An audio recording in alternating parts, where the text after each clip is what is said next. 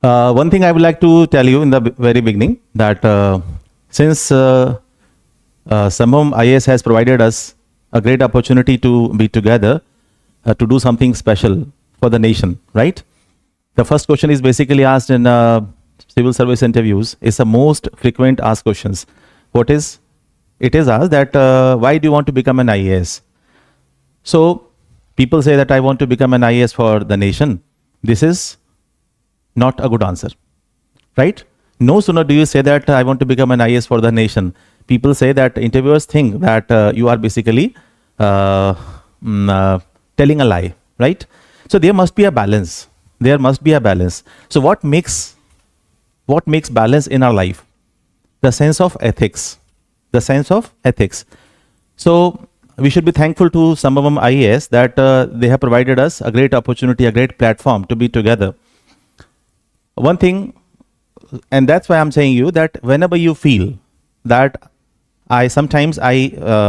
if you feel that I'm speaking very fast or very slow, it is your responsibility to just make me know that you are speaking, if you have any kind of problem, you just tell me.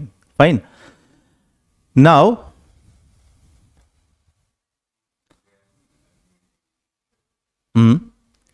okay. So if you have any kind of problem, you just please let me know, right? The moment you start feeling any kind of problem, you must let me know. This is the first introduction class. This is the maiden class. This is, I would say, the orientation class of ethics, integrity, and aptitude. So this class should be quite interactive. Whenever you like to ask questions, because I like interaction with the students. Especially in this paper, the ethics, integrity, and aptitude, we are supposed to be interactive. If we are not interactive, then we are just wasting our time. So if you have any kind of problem, you must ask me. And while asking questions, you should also, I would request you to open your camera so that I can see your face as well. Fine, everyone. So let's start. In the beginning, yeah. So as I told you that this is the introduction class, and first of all, we have to understand some basic things, right? Some basic things.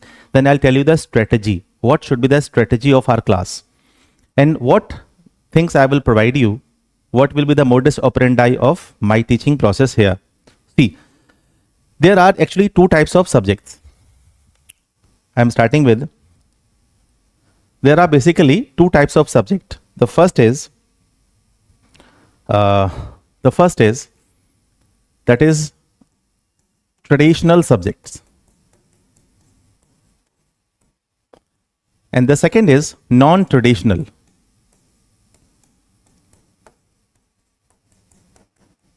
Right?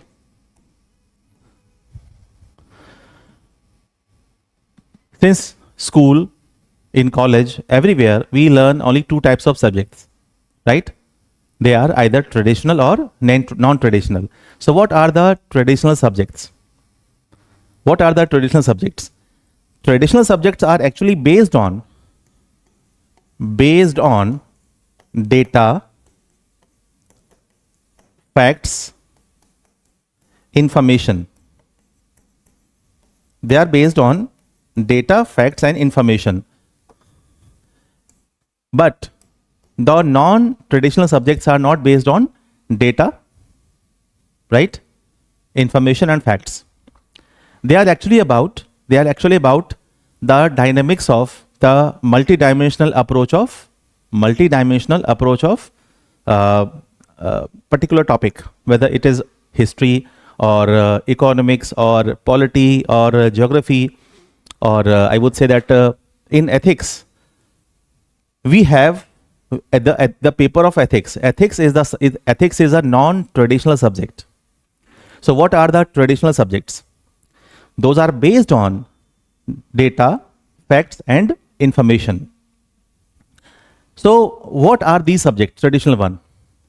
All the subjects that you have learned in your school and in college, right? So my next question is, have you ever learned ethics, integrity, and aptitude either in school or college? No, it's not available anywhere. Some lessons we are getting in our families. Some lessons we are getting in our families. Fine, about morality, about different values. But if you ask anyone that of which subject you have done your masters or graduation, what he would say? He or she would say the name of subjects they would tell you, they are actually traditional subjects. So all the subjects you are preparing in your civil service examination, whether it is geography or history or polity or economics, they are actually traditional subjects, right? So I'm starting with the history. So history is actually 90% at school level. History is 100% traditional, means there is no change in data information. Students at school level, at academic level, they are learning the same thing which has been written in the books.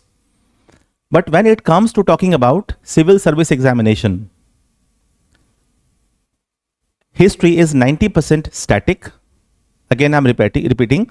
History is 90% static, 10% dynamic. How? Suppose some issues are occurring in international relations, and those issues are related somewhere in the past, right? Suppose there was any kind of pact or treaty that was done 50 years back, and nowadays some problems are occurring related to the same treaty or pact or agreement. So we have to, this becomes dynamic. So history for the civil service examination is 90% static and 10% dynamic. Now we are coming to Indian polity. Yeah, you're saying that professional ethics. I'm just coming to that. First, let me complete about the information of traditional subject. Now we are coming to polity. So in polity is 50% static and 50% dynamic, right? IR also, internal security also, they are 50% dynamic and 50% static. Now we are coming to economics, Indian economy. The economy you are learning for civil service examination, they are actually both static and dynamic. Current affairs are almost 90% dynamic and 10% static. How? Because all the issues that you are learning in current affairs, they are somewhere related to some happening in the past. Because without past, we can't have present. So somewhere we are here today because we were born at a particular time somewhere. So current affairs is also related to somewhere in the past. So all the subjects you are learning, most subjects of science, they are static, somewhere, somehow dynamic. Technology is 90%, or I would say that 50% dynamic and static. Clear? Now, some of you must be thinking that why I am telling this. Why I'm telling this? In traditional subjects, we have certain answers. We have certain answers and certain questions. In all the traditional subjects that we have learnt in school, in college, in our academics, they have certain questions and certain answers. Means if somebody is asking you who is the Prime Minister of India, then everybody from everywhere, they will have the same answer. They have to say Narendra Modi is the Prime Minister of India. If somebody is asking you which is the capital of India, so even if you do not like New Delhi, your answer must be New Delhi. You cannot say that since I am liking Chandigarh more than New Delhi, that's why from my point of view Chandigarh is the capital of India. Can we say? No, we can never say. In the same manner, all other traditional subjects that we have learnt in school or in college, they have certain questions, and those questions have certain answers. Means you cannot have your own way while answering the question, right? Because we cannot compromise with the data. We cannot manage data, information, facts according to our own thinking. Can we? We cannot. So again, I'm repeating, since as I told you in the beginning, that this class should be quite interactive. I like interactive sessions, and I'm promising you, I will answer all your questions as long as you ask, right? And after this class, you must think the magic of and the relevance of the real, I would say that the real magic of fourth paper of GS, General Studies, Ethics, Integrity and Aptitude, and how it creates a great impact in your success. So I'm just discussing about, somebody asking? Yes, anyone?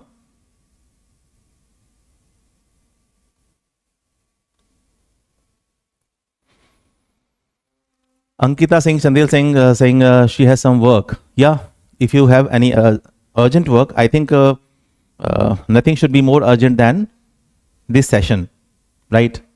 Because this session is a very introductory session and it will be beneficial for you. So, but if something is urgent, you can leave. Okay. So in traditional subject, we have certain answers. We have certain answers, and either we know or we don't know. If we give the right answer, we'll have 100% marks. If we don't give right answer, we'll have no marks, right? Now we are coming to the non-traditional subject. So what are the non-traditional subjects? Those are completely dynamic, and that is why they are multi-dimensional. So the paper Ethics, Integrity and Aptitude is completely based on multi-dimensional thinking. Again, I'm repeating, Ethics, Integrity and Aptitude is completely based on multi-dimensional thinking, right? For example, if there's a situation that you are officer in charge, you are the officer in charge, you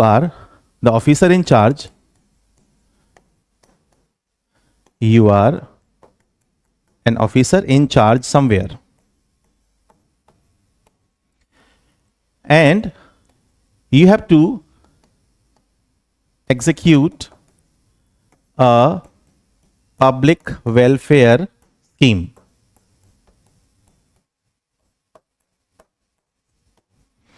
Right? You have to execute a public welfare scheme, and the criteria, the purpose of this scheme, because every scheme has some purpose and some criteria. The purpose of this scheme is to help the poor, right? Since every scheme has a purpose. So you are officer in charge and you have to execute a public welfare scheme, and the purpose of that scheme is to help the poor, but it has some criteria. Age above 50.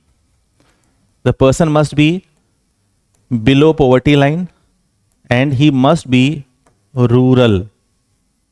Just have a look. I again repeat, I started with discussing there are two types of subjects, traditional and non-traditional. Traditional subjects are the subjects which are based on data, facts and information that we have learnt in schools and colleges in our academics. The questions of all the traditional subjects have certain answers. Either you know or you don't know. It's not about our thinking, our perception, our analysis. right? Saurav, Sneha, she's asked some questions. Sir, please elaborate this. Which one? This one? I'm just elaborating. And then I said that non-traditional subjects are not based on data, facts, and information, right? Ethics is the kind of subject in your paper, in your exam, civil service exam, only two papers are completely multi-dimensional.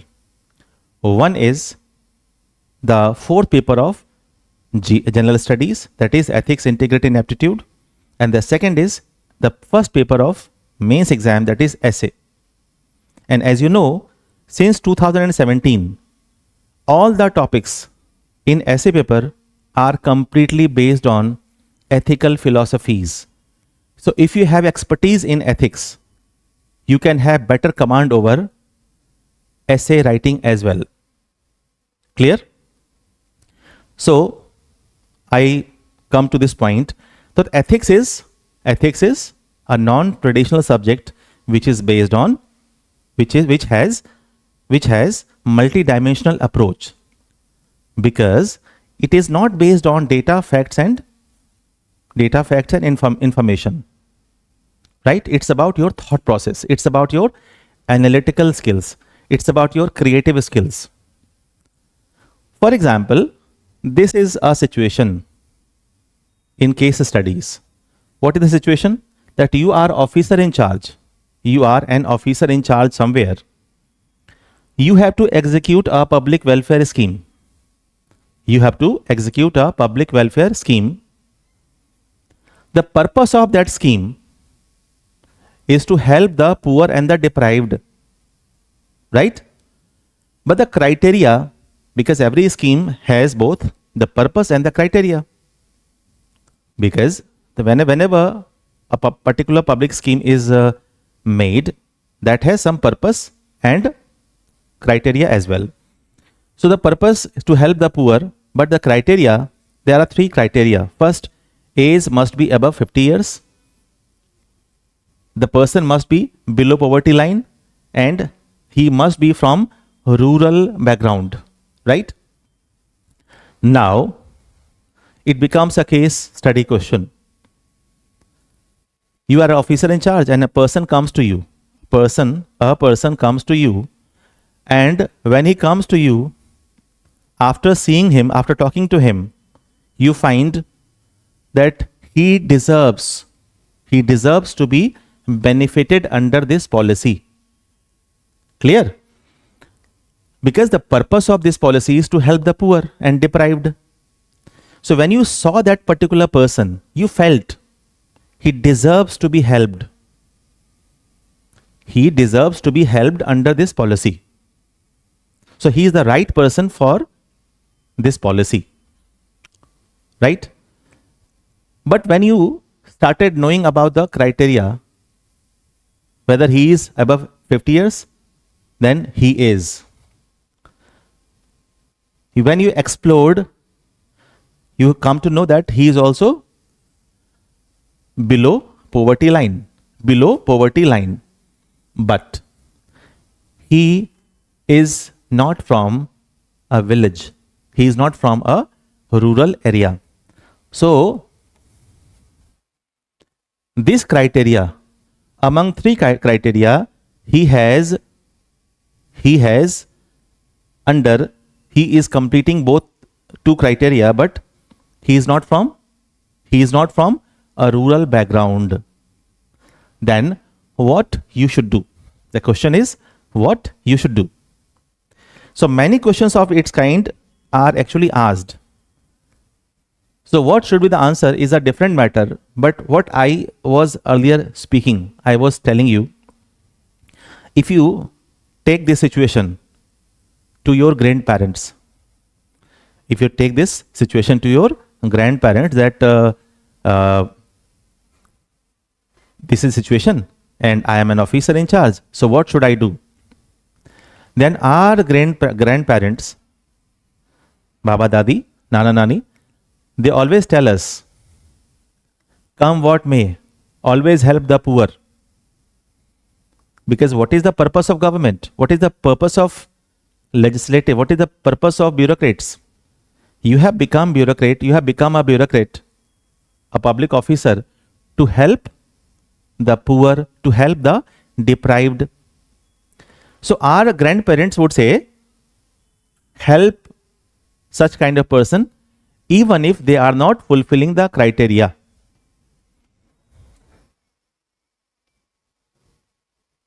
Sania Siddiqui has said that the scheme should not be provided, but the scheme which is available for the poor in the urban areas should be provided.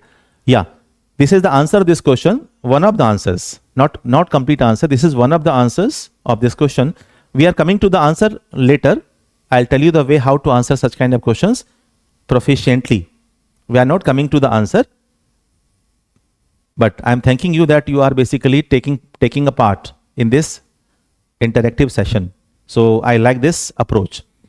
So thank you very much for this approach, that you are interactive, and I hope that you will maintain this interaction process.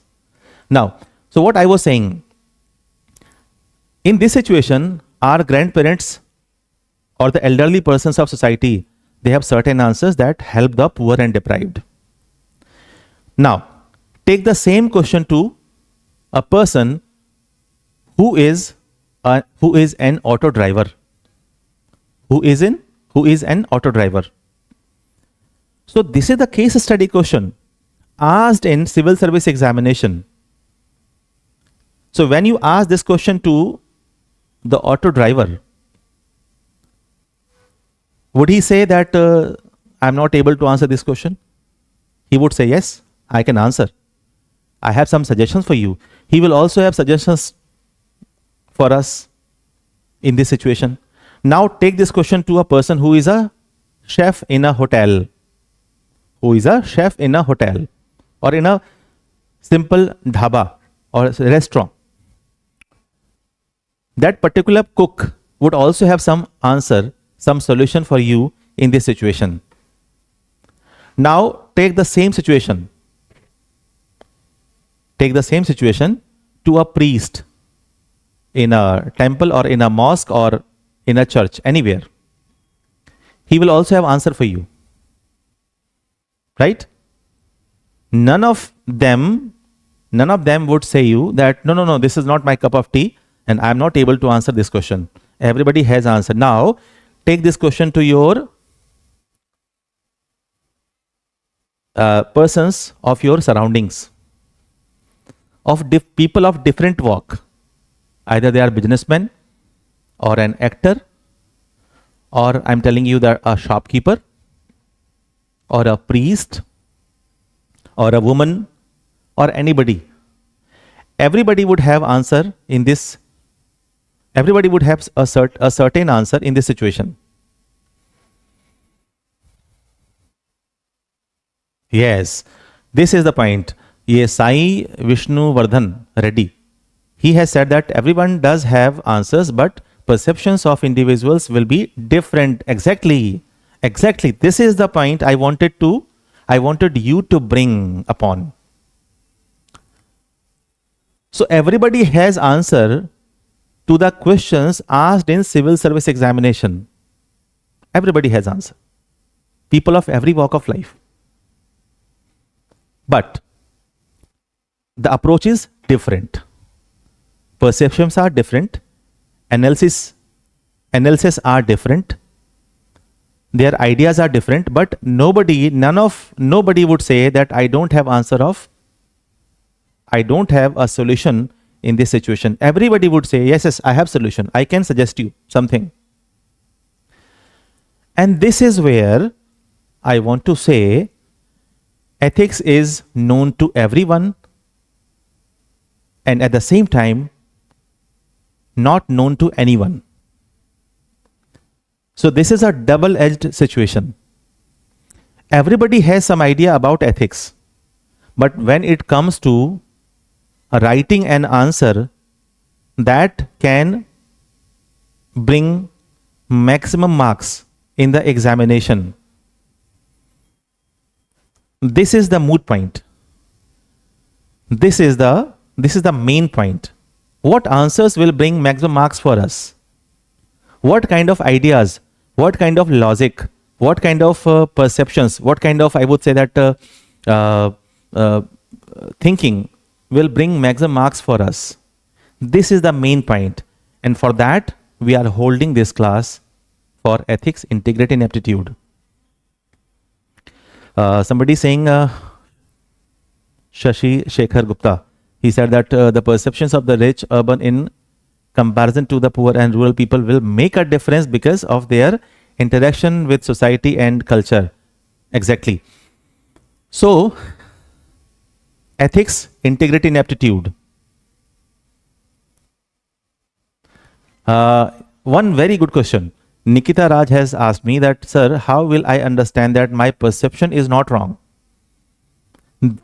For the same, I am here. For the same, I am here to establish an understanding, establish such kind of understanding that will make you realize what is the best solution for such kind of situations. Right? Fine. So I was discussing, so I'm not giving you answer of this question right now. I'm just taking you step by step forward. I'm just telling you types of subjects. There are two types of subjects. One is traditional. The second is non-traditional. Traditional subjects are based on data, information and facts. Questions of those subjects have certain answers. Either you know or you don't know. There can't be a middle answer. There can't be a middle way. But the non-traditional subjects, those are not based on data, facts and information. They are multidimensional in approach. They are not based on data, facts and information, and that's why one question could have multiple answers. All answers are somewhere right, somewhere wrong, but we are here to discuss which answer will make us score maximum. Yes, if we ask Savan Sharma, he's saying that grandparents would say, help the poor. Of course, they would say. But this answer will also be right, will also be suitable from the civil service examination point of view. This is the point. And for that, we have to learn these subjects. So in ethics paper, so ethics, integrity and aptitude, in this paper, we have all subjects. We have all subjects. For example, issues of polity and governance. When we are discussing the same issues in ethics or from ethical point of view, the answer writing will have a different approach. For example, if I'm asking you that what is the difference between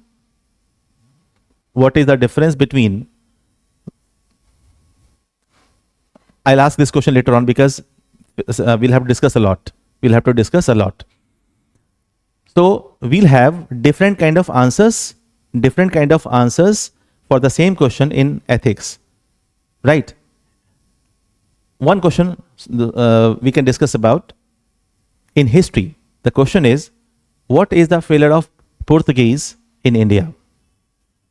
If I'm asking you, what is the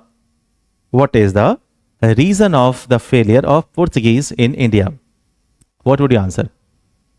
If you start answering from history point of view, Rajesh has just asked me, sir, what kind of approaches can be used? That we'll discuss later on. Since this is the first class, so first of all, I have to establish a proper understanding about this paper. And until and unless you have a better understanding of this paper, it is no use of learning ethics. So first of all, I'm trying to establish the understanding. So that's why in the beginning I said this class is very important. Okay. So my question was from history, as I said you that in ethics paper, we have all the subjects. Right? So if I'm asking you, what is the reason of the failure of Portuguese in India? So all of you are answering me. Different kind of answers are being given here. I can see they are based on data, facts and information. Somebody saying unity of people, some saying dominating war, war policy was and some people saying, so different kind of answers you are giving. Lack of concentration, you're saying. Lack of strategy, somebody has said. Somebody has a religious policy. Fail to secure a firm foothold in the region. Jaspreet has said. Rahul Kapoor is saying lack of resources due to government interference and political constraints which lead to company. Yes. Somebody saying commercial purposes. And yes, Singh Rathore is saying fail to build a strong army. All the answers that you are giving me, no sooner have I asked you question. Have I asked you the question about Portuguese, the failure of Portuguese in India? Then you started answering this question. So it shows that you have studied history paper well. But when the same question, if you like to provide, if you want to score maximum marks, more marks than other students, then do you know what one point we can use in a unique manner? The failure of Portuguese. If I accumulate all your answers, then in the base of that answer is lack of ethics. How? The Portuguese lacked integrity in their behavior, in their policies. So this point is the basis of all other points that you are answering me. So I was saying that in ethics paper we have all the subjects. We have history, we have polity, we have geography, we have economy, we have all the subjects. We have all the subjects in ethics. And in all the subjects we also have ethics. Again, I'm repeating. In ethics, we can have questions of all other subjects. And in all the other subjects, while answering the question, you can give an ethical dimension while answering that particular question. Okay, one question from polity I'm asking you. What is the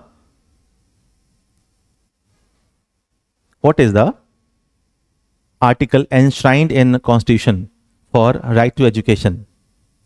Anyone? Which article? 21A. Yes.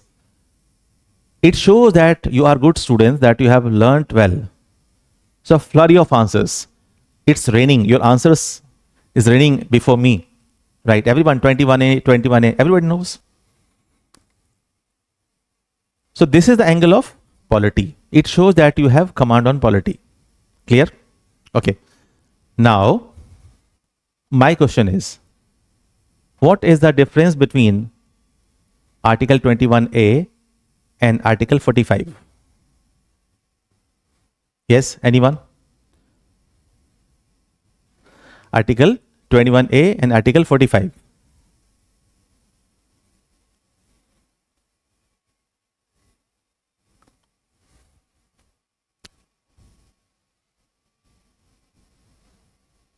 Yes. Somebody has said Article 45 is directive principle. Right. Again, it shows that you have studied polity, Indian polity in a very commendable manner. So I clap for you people. You have done well. But the same question, even if it is asked in either polity or in ethics, what is the difference? The difference is, now listen to me. If states are following or accomplishing Article 21A. It is an example of honesty, but apart from applying Article 21A or accomplishing Article 21A, if states are also following Article 45 with in the same spirit, it will be the example of integrity. It will be the example of integrity. So the same question can have a different dimension, a different aspect while answering. So ethics, and how it is an example of ethics, honesty and integrity, that I will tell you. Maybe tomorrow we'll learn the difference between honesty and integrity. Right? Since today I'm just introducing this paper with you so that you can understand. No book in the market, and nothing in the market can help you in this paper until and unless you have an aboriginal way of learning. So I'm repeating again that the ethics, integrity and aptitude is a multi-dimensional subject, is a non-traditional subject.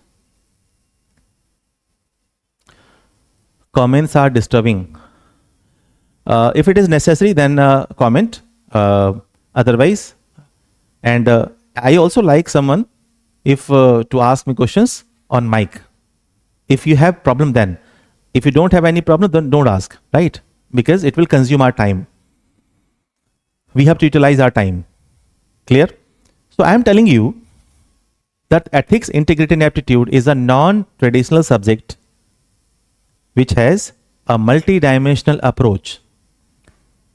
Ethics is in all the subjects, and all the subjects that you are preparing for civil service examination are in ethics.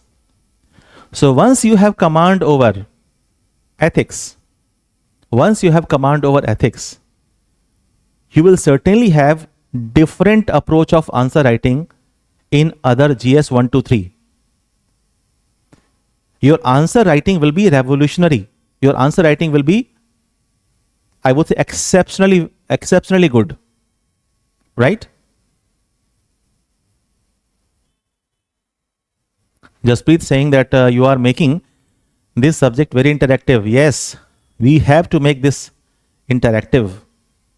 And if you understand what I am saying, if you ask me questions whenever you have problem, I am telling you, later on I will use that particular sentence that will also make you astonishing, that will also make you astonished, surprised, right?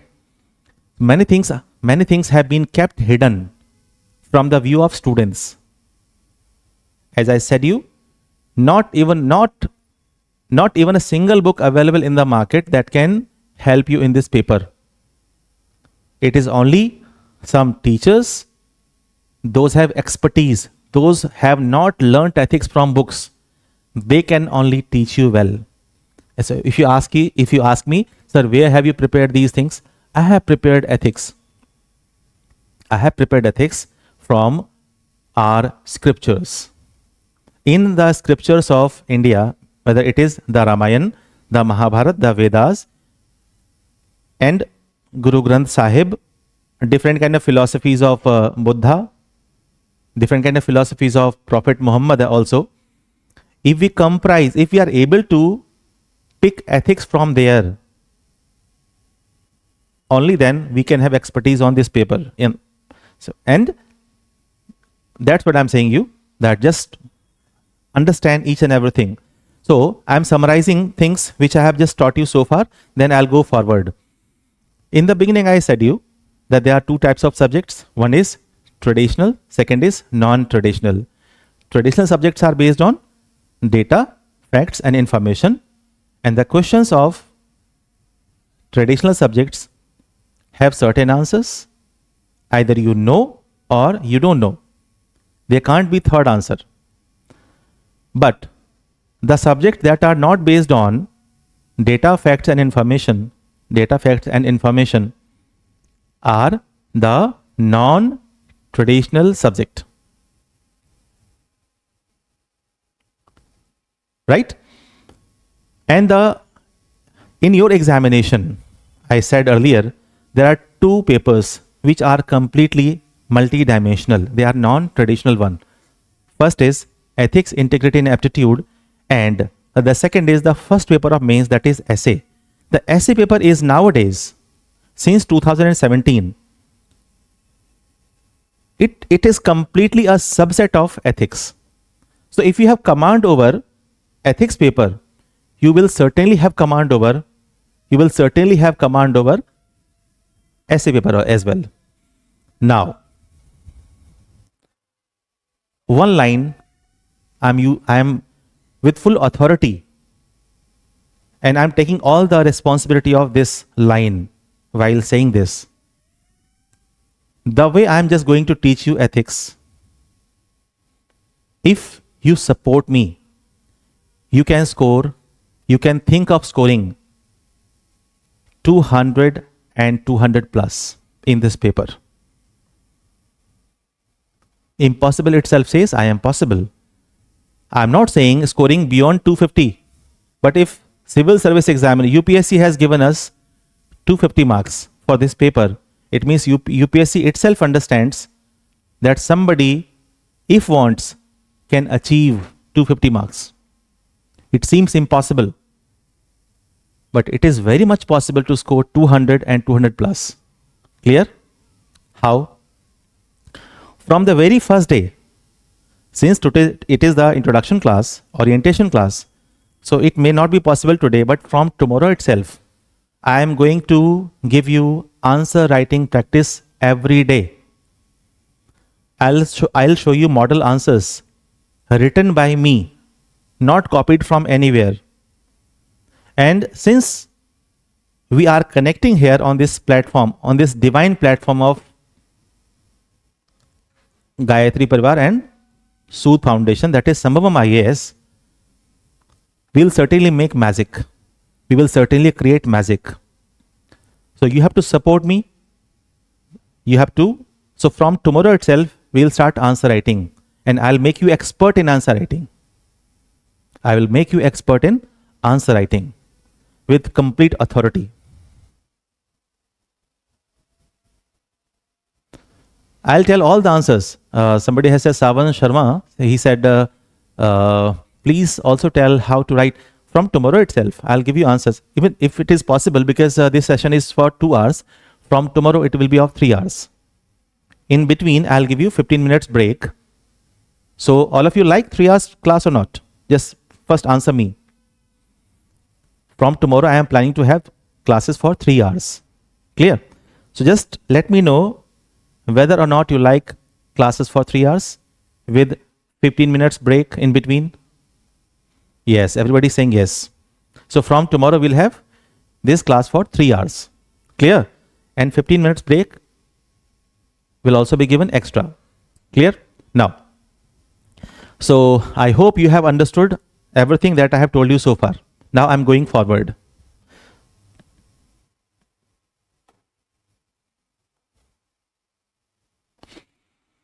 Now we are talking about syllabus. Let me talk about syllabus. The first, okay, one more question I'm asking you. Since I have discussed there are 2 types of subject, traditional and non-traditional. Which subjects should have syllabus? Which subjects should have syllabus? The traditional subjects or non-traditional?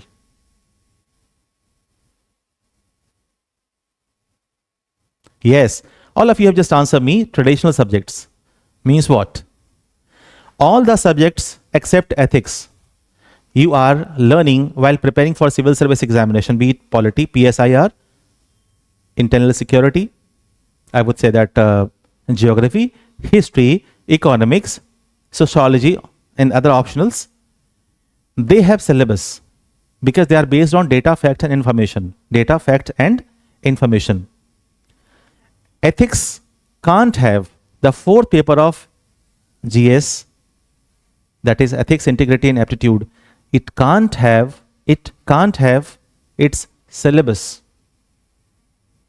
So the syllabus that has been provided by the UPSC in the name of syllabus, it's not the syllabus only in this paper, it applies only in this paper.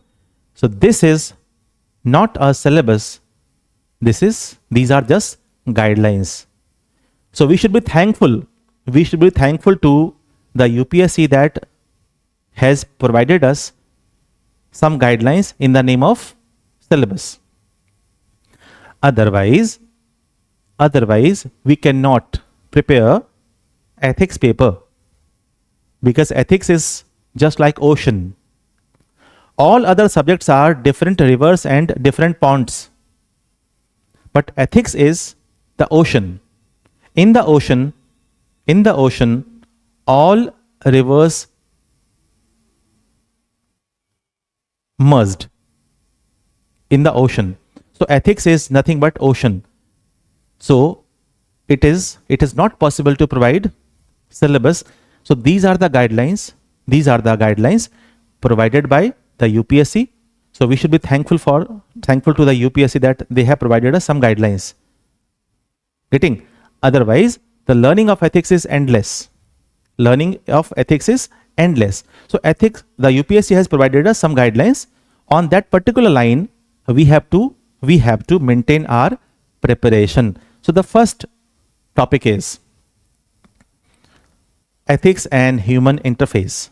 The first is ethics and human interface.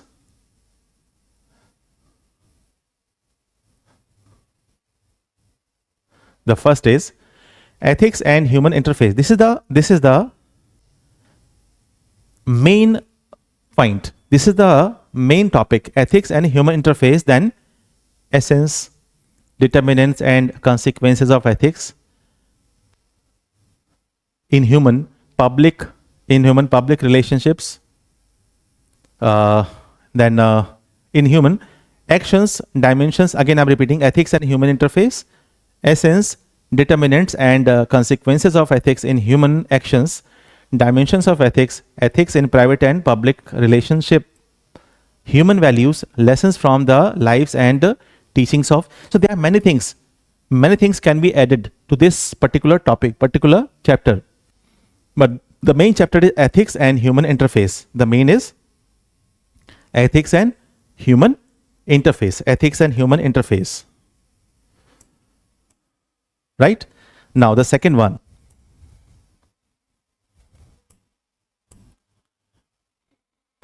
attitude, and the third one is aptitude and foundational values for civil service, right? We'll discuss these chapters in detail. But what is attitude and aptitude? Simply I'm telling you. It is said that attitude is what makes you sustain everywhere, and aptitude is what makes you efficient enough to open the door of success. But to maintain that success, we need attitude, right? So if somebody is climbing Mount Everest, if somebody wants to climb Mount Everest, he wants to conquer Mount Everest, then up to 7,000 feet, what helps you? Up to 7,000 feet or 7,500 feet, what helps you? Your aptitude. So aptitude is what? Skills, knowledge, whatever you have learnt in schools and colleges. But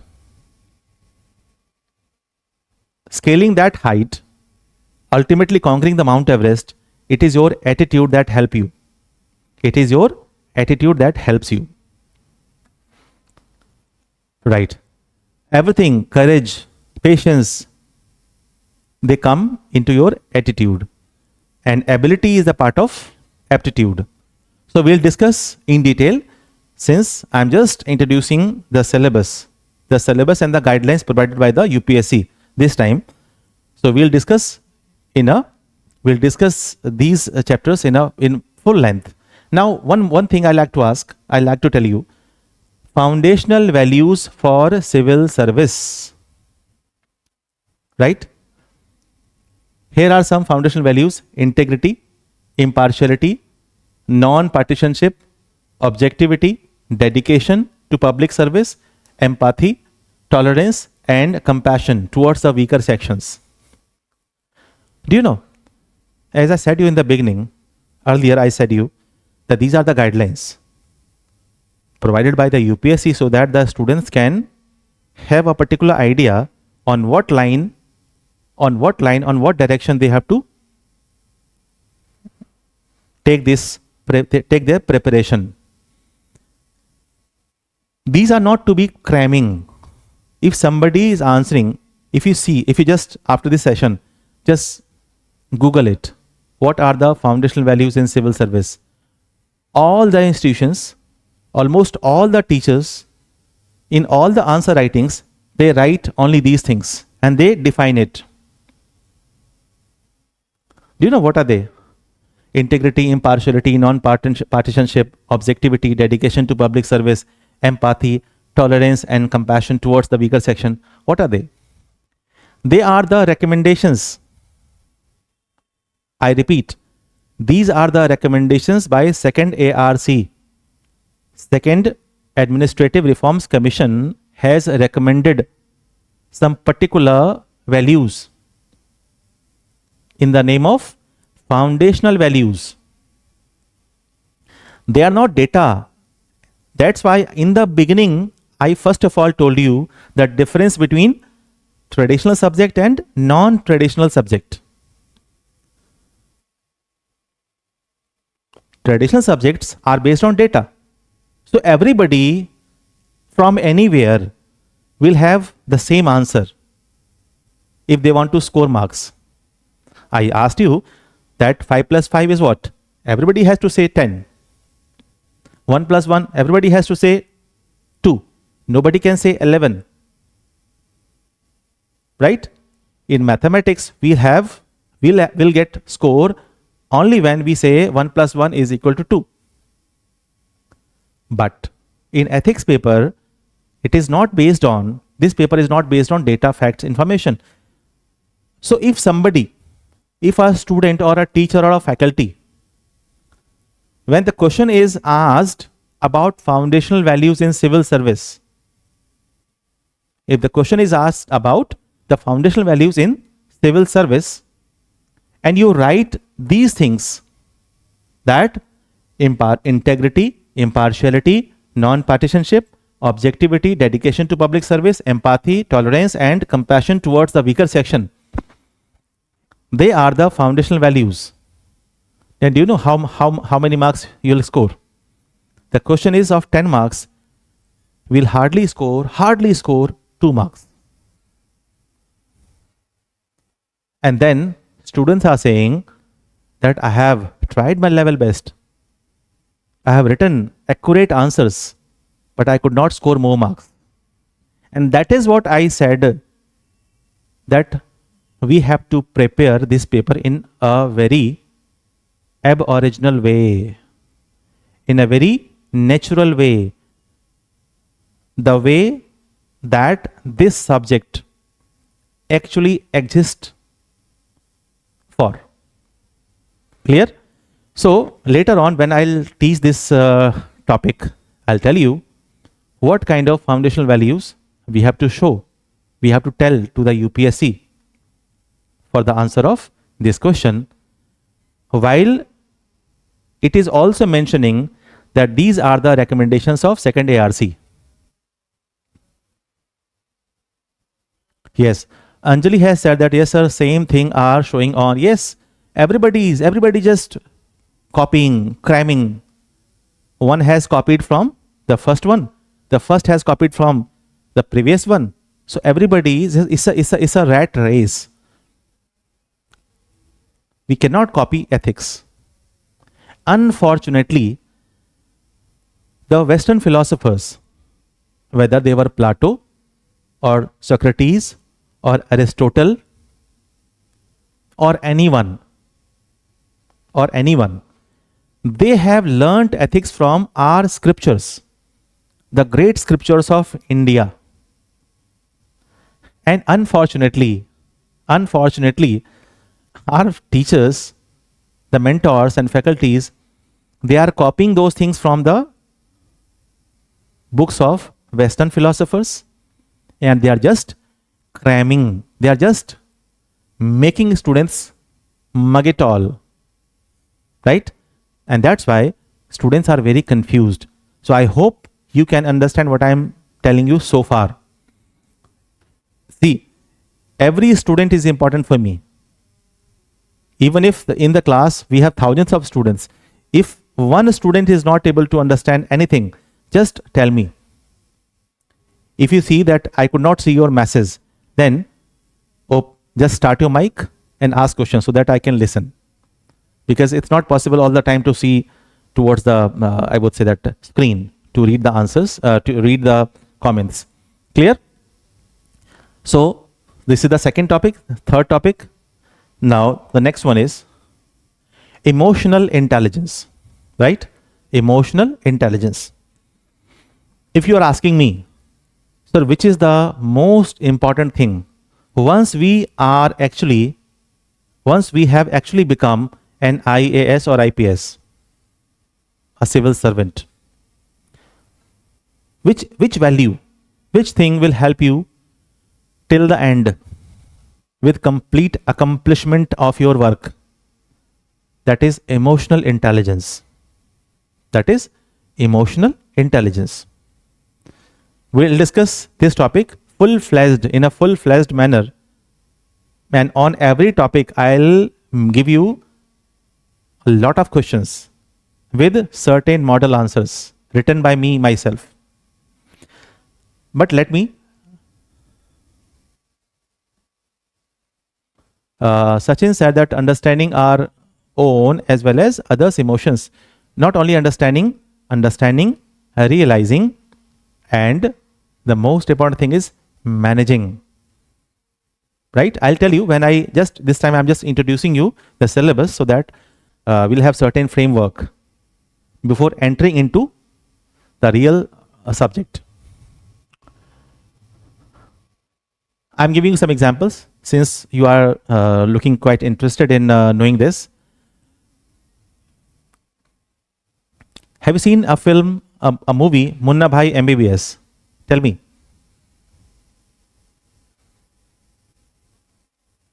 Right, everybody saying yes? Now, okay, fine. So everybody has seen Munna Bhai MBBS of Sanjay Dutt. So there's a scene, particular scene. In that particular scene, there's a sweeper in the hospital where Sanjay Dutt was studying and doing practices. Yes, exactly. Somebody saying hugging. Yes, Maqsood Bhai. There was a I would say that sweeper who was cleaning the floor, and Sanjay Dutt happened to pass by that particular place he was sweeping. So he got irritated. He said, and he got irritated, and he was full of frustration. In our society, there are many persons who are frustrated. Because they feel that they are not getting proper recognition. They are not getting proper recognition on the part of society. Like the sweepers, small, I would say that workers, they often feels, if you talk to them, they are frustrated. They feel that the work they are doing is not important, is a very bad work. They are helpless, that's why they have to clean the floors. They are helpless, they are poor, that's why they have to do this or do that. And in this manner, every section of society has some frustration. And what our Prime Minister says, have you seen nowadays? One thing, I'm not supporter of any particular party. I'm the supporter of democracy. But some particular good work I am just illustrating here, that you see that this government is picking some persons from the depth of India, some persons from, I would say, that very different kind of work, and they are rewarding them, honoring them. So this is an example of emotional intelligence as well. Okay, so Munna Bhai happened to pass by there, and he said that I am just cleaning the floor, but nobody is caring for my work. So seeing his frustration, Munna Bhai hugged him. That is called Jadoo Ki Jhappi in that movie. This is an example of emotional intelligence. What this has done, the use of emotional intelligence in that particular situation, in that particular scene, was the frustration of the sweeper away in a second. The moment Munna Bhai hugged him, all the frustration got away. So it's a kind of reform. One more example I'm telling you. You have seen that most of the ministers, or we have just completed election process of our country. When the Prime Minister or any minister or any politician happen to address a rally somewhere in Punjab, so they wear a turban. When they have to address the same rally in South, they wear a traditional dhoti or lungi. Sometimes you might have seen some leaders, while addressing a rally somewhere in Northeast, they use some 2 or 3 lines of that particular local language. It happens or not? In the same manner, you might also have seen that leaders are addressing rallies somewhere and they are picking the popular names of that particular area, a particular sayings or proverbs of that particular area, and they speak from the, I would say, speak in the particular rally. So these are the examples of emotional intelligence, right? Emotional intelligence. We'll learn many examples. I'll tell you many examples of its kind. Many examples, not 1 or 2 examples, many examples, many questions, many model answers, right? And I'll also tell you the difference between emotional intelligence and emotional cheating. What? Emotional intelligence and emotional cheating. So if the question is about emotional intelligence, if the question is about emotional intelligence in your exam, then we should not think that we just have to stick with emotional intelligence. Use 2 or 3 lines about emotional cheating as well.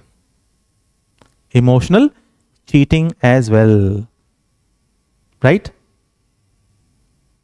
So we learn many examples of its kind. One example I'm giving you, emotional intelligence and emotional cheating.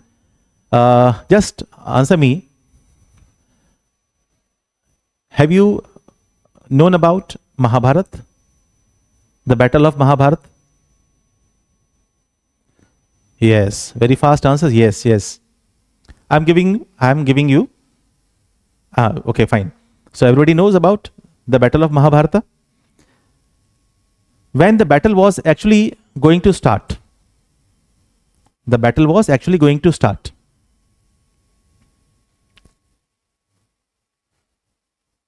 This is what I'm elaborating. Snehasis asked me, what do you mean by emotional cheating? Just I'm explaining you with one example from the Mahabharata. Before the battle, when the battle was all set, it was about to start. Then Kunti visits, the mother of Pandavas visits Karna. And she says that you are my son. It is my fault that I basically flown you away in the river, because I could not take you along with me, because I You were born when I was not married. So she said, since you are my son, and all Pandavas are your younger brothers, so you just come along with us so that all Pandavas will be safe along with you. So it is emotional intelligence or emotional cheating. Some of you would think that this is emotional cheating. No, this is not emotional cheating. Why? In ethics, one word is often used, that is stakeholders. You know about the stakeholders? One concept is shareholders in the share market. Stakeholders are who? For example, here at the Sambhavam IAS, we are holding the class. You are the first shareholders, because without you, there is no importance of this class. You are the first stakeholder. I am the second stakeholder. The management of the Sambhavam IAS, third stakeholders. And all the persons who are contributing, donating money for this divine purpose, they are also stakeholders. Everybody who is looking after this technical process, because you and I are connected through this technical process. So all the technicians are also stakeholders, right? Clear? So we have, and some other stakeholders are also like the nation, because everybody, we are working, we are using this electricity, we are using this space, and these all belong to the nation. We are using money, we are investing money, we are spending money. So ultimately, it is the work of the nation. So the nation is also stakeholder. Later I'll discuss this concept in a detailed manner. Meanwhile, the point I was discussing about the situation of Kunti and Karna. So Kunti used the act of Kunti was not emotional cheating. It was emotional intelligence. How? She thought of, by this action, Karna would have been saved, all Pandavas would have been saved, and if Karna followed the advice of Kunti,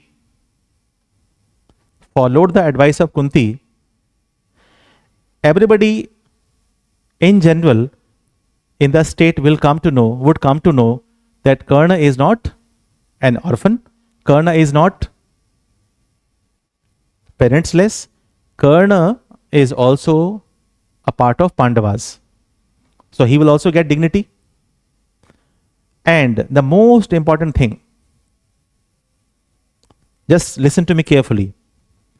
If Karna withdrew his support from Duryodhan, do you think Duryodhan would dare to go for the battle of Mahabharata? No. Duryodhan just believed only on Karna. Only because of Karna he could think of fighting the Pandavas. People say that he was Kshatriya. Yes, he was Kshatriya. But he could not dare to fight against the Pandavas if Karna did not support him. He did not believe anyone, either Dronacharya or Bhisma Pitama or anybody else. Even he believed on the valor, on the power, on the strength of Karna more than he himself. So ultimately in ethics we see stakeholders. So all the stakeholders would be benefited. Kauravas would not have been killed. If there was no battle, then there was no bloodshed. So Kauravas would not have been killed. Karna would not have been killed. There would not have been a lot of bloodshed. Thousands of lakhs of women became widow. Their husbands could have been saved. Right? So it was the act of Kunti was an example of emotional intelligence. Now, so you understand what I've said? First of all, just let me know. Then I'll give you another example of emotional cheating.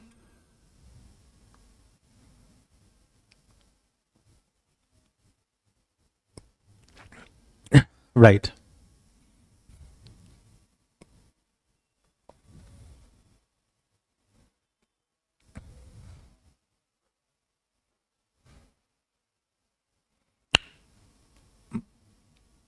I could not understand.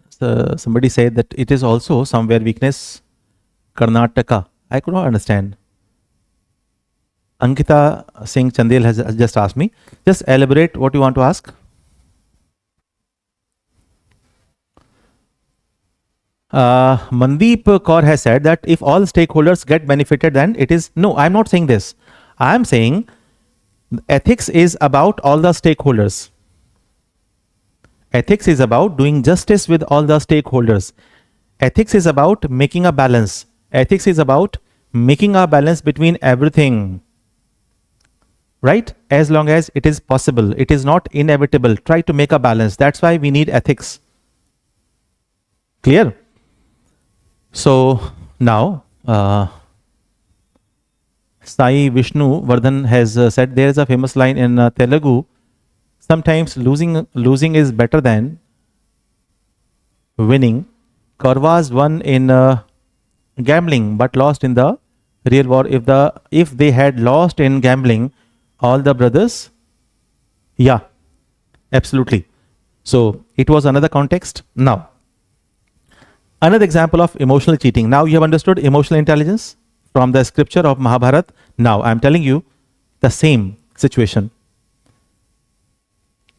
As Kunti approached Karna to make him understand, in the same manner, Indra also visited Karna, because after having a bath in the river, whosoever comes to Karna and whatsoever he used to ask, he would donate. Karna would donate without thinking about the consequences. So Indra also, and Arjun was the son of Indra. If you know the story of Mahabharata, then you know. Arjun, all Pandavas were the divine son. Karna was the son of the sun. In the same manner, Arjun was the son of Indra. Indra knew that Karna is more powerful than Arjuna, and he would kill Arjun because he has some such kind of kavach and kundal that cannot be penetrated by any kind of weapon, any kind of arrow. Clear? So the purpose of Indra was only Arjun oriented. He just wanted to save his son Arjuna. He had nothing to do with the benefits of Karna. He had nothing to do with seizing the war, the battle of Mahabharata. He just wanted to save the life of, he was just willing to save the life of Arjuna, his son. So he was using his emotions. He was using his emotions for his vested interest. That was to save Arjuna. Clear? So it was the act of Indra was emotional cheating. It was not emotional intelligence. Clear? Lal Bahadur Shastri once said that Jai Jawan, Jai Kisan. We'll do fasting. We'll not bow down before any international pressure. We would do fasting. It was the use of emotional intelligence. So when I'll come to this chapter, we'll discuss in a full-fledged manner. This time, I'm just introducing you all the chapters of the syllabus or the guidelines of GS 4th paper. Somebody has said that can we consider the thing Vaman avatar of Mahavishnu done to demon king Bali is also emotional cheating? See, we cannot say, because we know that Vaman was the avatar of the incarnation of Lord Vishnu, and he cheated. He used emotions to deceive Bali. For what? For the welfare of the whole universe, because Bali was against all deities. And deities are who? Deities are for the welfare. Deities are whether Indra or Varun Dev or whatsoever. They are important for the benefits of the whole universe. So it was also an example of emotional intelligence. Later, as I said you, that when I discuss this chapter particularly, we'll discuss hundreds of examples, right? And different kind of questions, how questions are framed in civil service examination, and how we have to understand. Clear? Now, the next one is contribution of moral thinkers and philosophers from India and the world. Now, again, Khushi Sharma has said that, sir, can we use our scriptures, inscriptions in the paper of ethics like Ramayana, Gita? Yes, this is a very good question that I'm going to answer you later on. First, let me discuss that what kind of examples we can discuss in answer writing. It was a very good question. Many people are confused. Should we use examples of Mahabharata, Ramayana?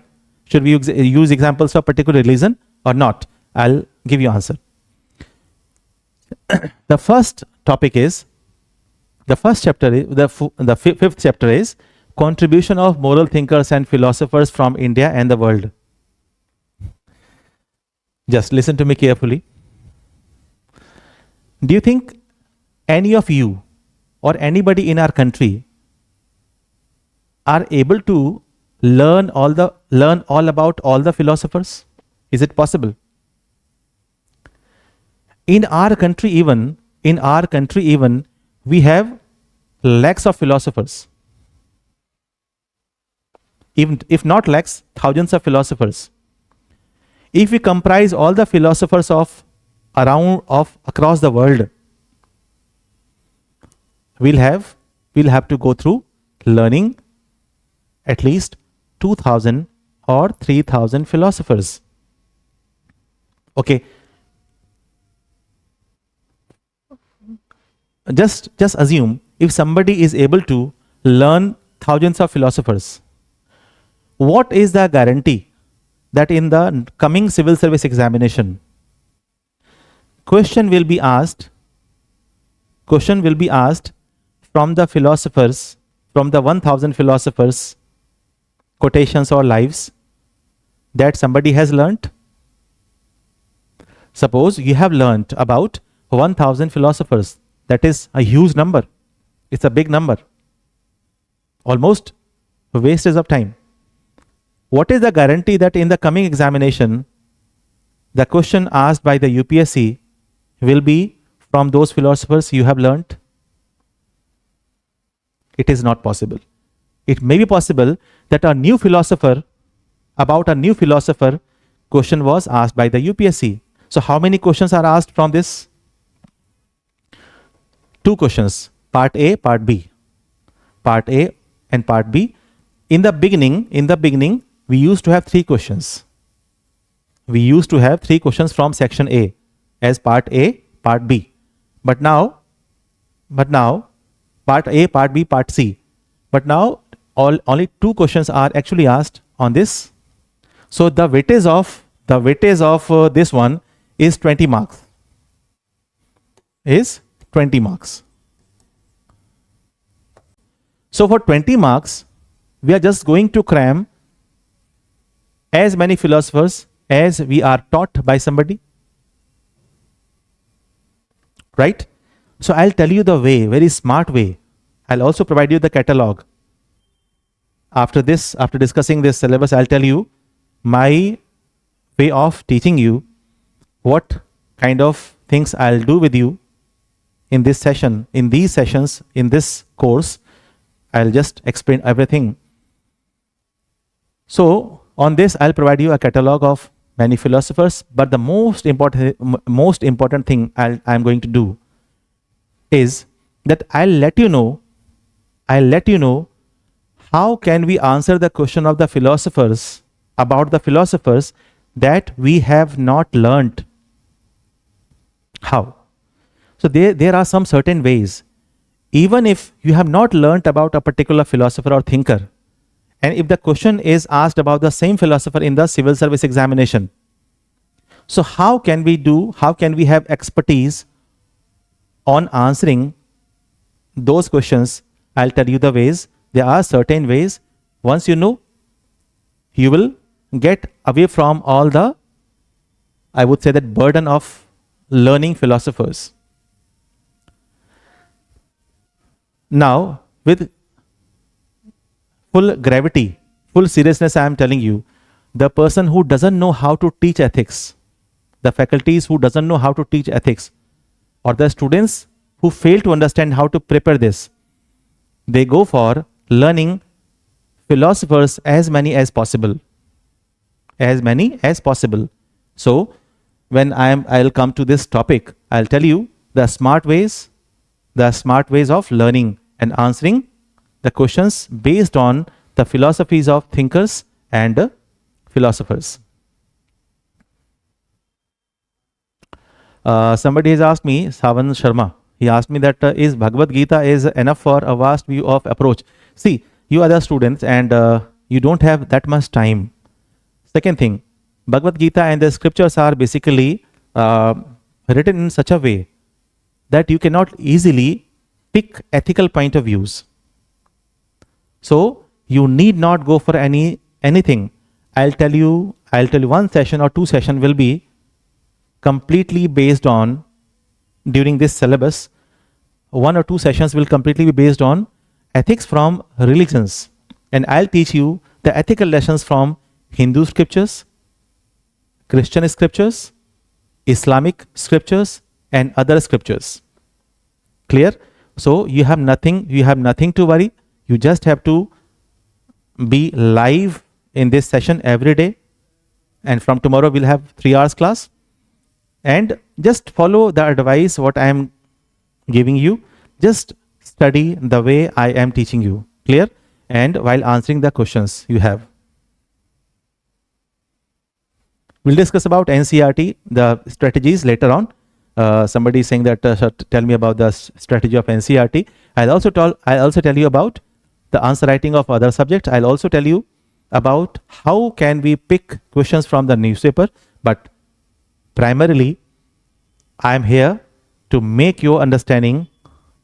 I have to make you expertise in ethics paper, and then it will also help you in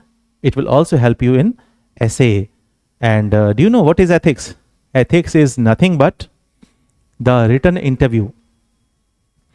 If you have the expertise, the original expertise on this paper, on the understanding of ethics, nobody can trap you in interviews. Right? People are getting trapped in the interviews, in the personality test, because they have crammed ethics from the books or by a particular teacher who did nothing but make them mug up some particular things from certain books. Right. Thank you very much, Rajesh. Okay. Now, the 6th chapter is Public and Civil Service Values and Ethics in Public Administration, that we'll learn. So this is the main topic. public or civil service values and ethics in public administration. And the next one is probity in governance. Probity in governance. The first thing is truth.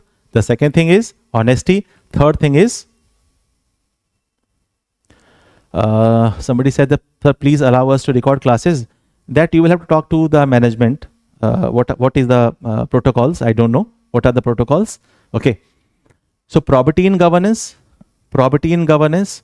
When I teach you probity in governance, before that we'll start with truth, then honesty, then integrity, then probity. Without knowing about the truth, we cannot understand honesty. Without knowing about honesty, we cannot understand integrity. And without knowing about integrity, we cannot know about probity. So what is probity in governance? We'll learn in detail. Meanwhile, we are going forward.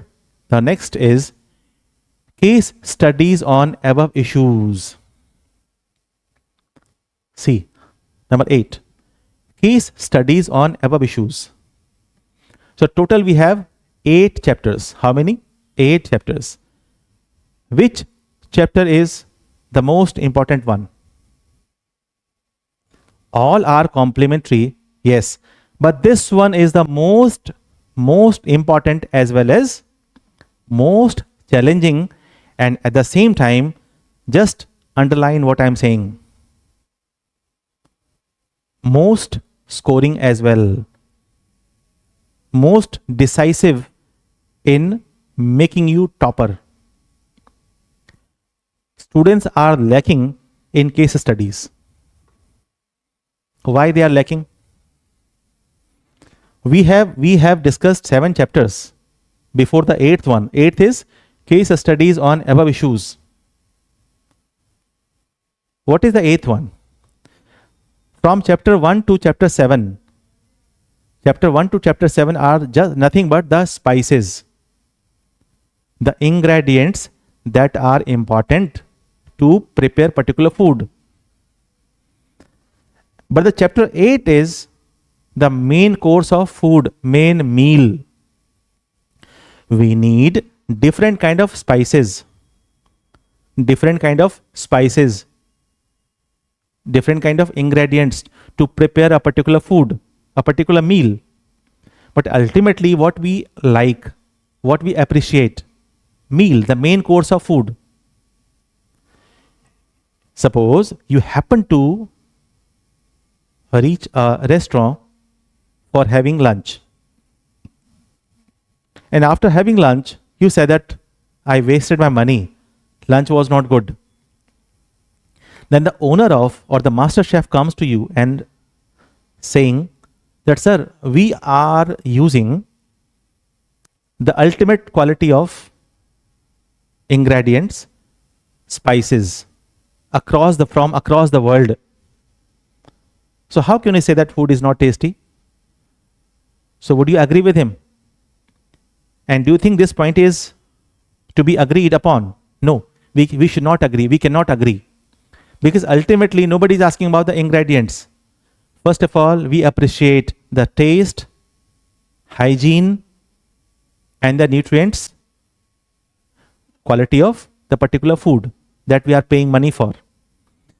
So this is the importance of this one. So all the 7 chapters are the ingredients for chapter 8. Clear? Clear? Now I have given a case study here. Case studies are asked in such a manner that I am not reading this time, because time will not, today's session is only for 2 hours. So I want to discuss some other points, then we'll come to this question. This is an example of case study asked in previous year. Right. So what we have discussed so far? What we have discussed? I'm just summarizing it. In the till now we have discussed about the type of subjects. There are 2 types of subject, traditional and non-traditional. Then we discussed about the syllabus and some other points. Now the format. What is the format? Time allowed 3 hours, maximum marks 250. Section A of theory and philosophies of 130 marks. It has 13 questions, each of 10 marks. In section A, we have 13 questions, 13 questions of each 10 marks. And in section B of case studies, we have only 6 questions of 20 marks each. So in this section, in section B, in section A, we have 13 questions. In section B, we have 6 questions. And it is of 130 marks. It is of 120 marks. It is of 120 marks. Now just tell me, while solving 13 questions, you will have to go for brainstorming or the thought process 13 times. How many times? 13 times. But while answering the questions of section B, you have to go for both brainstorming and thought process only for 6 times. So every brainstorming, when I teach you what is brainstorming and what is, everybody is talking about brainstorming and making thought processes, but they are very, very complicated ways.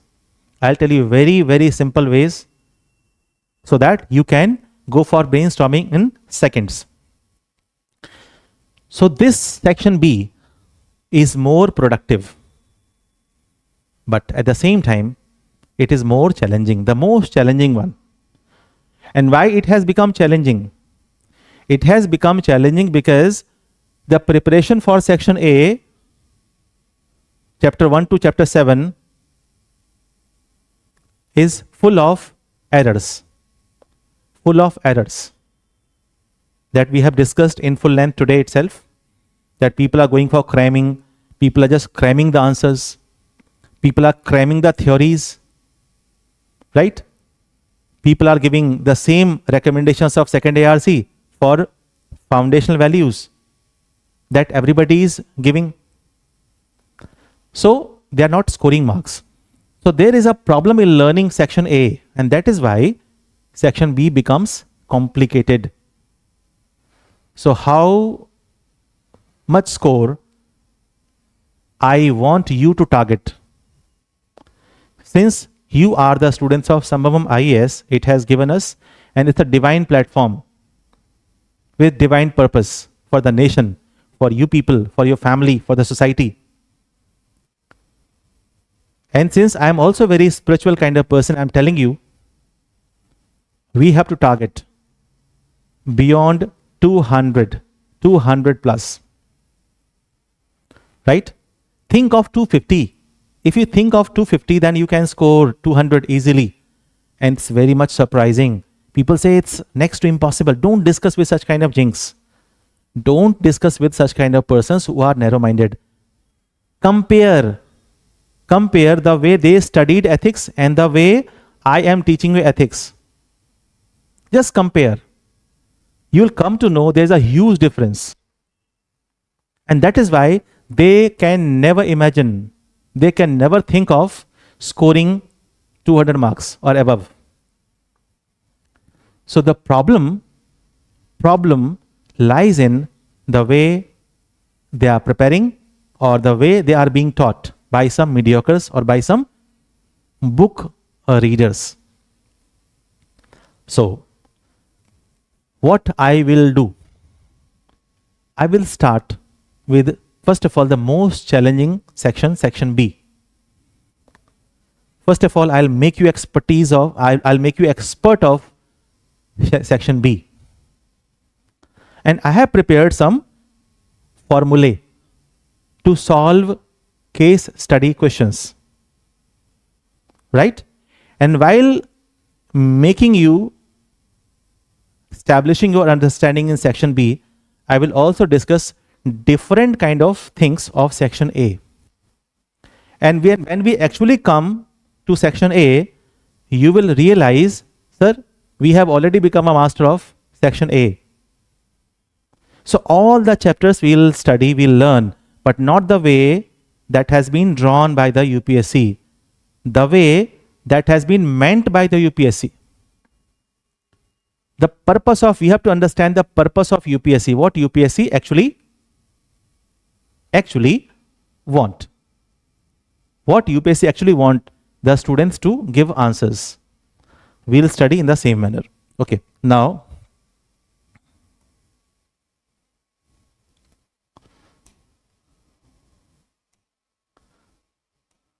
see, one more point. When I said in the beginning that ethics is, in ethics paper, the syllabus that has been given by the UPSC is not the syllabus, but are some guidelines. Why I am saying this? These are some questions which have been asked by the UPSC, in previous years. Only some questions, only 5 questions I have brought here for you to make you understand that the syllabus that has been given by the UPSC is not the syllabus, but they are the guidelines, so that we can have a certain understanding of preparation. The first question is, young people with ethical conduct are not willing to come forward.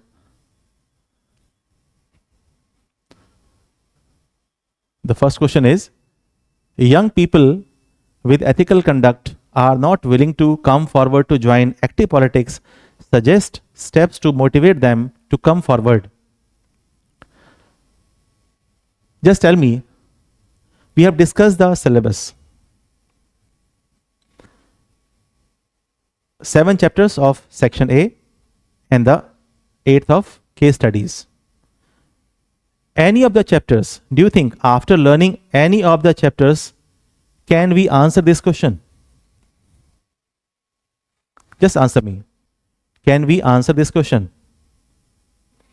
After learning all 7 chapters of section A, can we answer this question? It is not given anywhere. This question will take our own approach. Second question. What is the relation between ambition and passion? Describe it with some examples. Again, the same question I'm asking you. After reading all the 7 chapters, can we answer this question? It cannot be answered. And that is why in the beginning I told you, in ethics we have all the subjects, and all the subjects are also in ethics. Any question can be asked. Any question can be asked by the UPSC. We have to prepare in that particular manner. We have to, I would say, activate our thought process. That I will do with you. The next one is, increased national wealth did not result in equitable distribution of its benefits. It has created only some enclaves of modernity and prosperity for a small minority at the cost of majority. Again, this question cannot be answered by just going through the syllabus, learning the syllabus. Discipline generally implies following the order and subordination. However, it may be counterproductive for the organization discussed. And the last one is, what is the role of strength, peace and security as 3 major pillars of international relations? Now, as I told you earlier, in ethics we have all the subjects. So this is a question from IR, international relations, asked in ethics paper by the UPSC in previous year. So while answering this question, we have to create ethical dimension. We have to create ethical dimensions. So we have different kind of questions in different years, and in future the same kind of questions, same kind of original questions will be asked that we have to become expert of. Clear? So this was only to make you understand that in ethics, cramming will not help us. Clear? Only the sense of syllabus will not help us. We'll have to learn. Today I am trying to establish your understanding about the whole strategy. So now somebody was asking me, sir, how will I teach? I'm just telling you, there are many things. I'm just going to tell you first. Everything that I'll teach you, I'll discuss with you. If I feel that you need some catalogs that we cannot write in this class. We cannot write in this class. It is not possible to write in this class.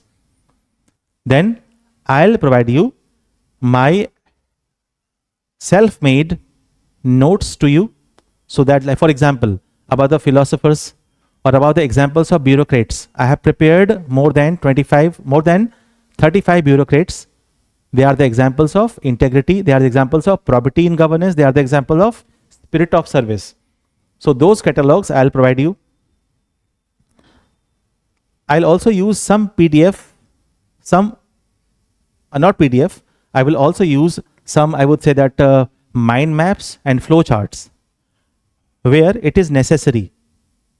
Clear? My purpose would be to also make you understand how to prepare flow charts and mind maps when it is necessary. Nowadays, people are basically, I would say that, flooding with using a lot of mind maps. This is also dangerous. And the most important thing, you will have to write whatever I am going to dictate. I'll make you prepare the class notes. Because if you don't have class notes, after this class, everything will be vanished. Everything will be removed, eliminated from your mind. So class notes are very, very important thing. Class notes are very important thing. Then, so you have to prepare class notes. And at last, I'm telling you, every day I am going to give you at least 5 to 10 questions, and I will ask you to 5 to 10 questions on the section, on the portion that I am teaching in the class, and I will ask you to write at least one answer. And the next day I will discuss 1 or 2 questions. The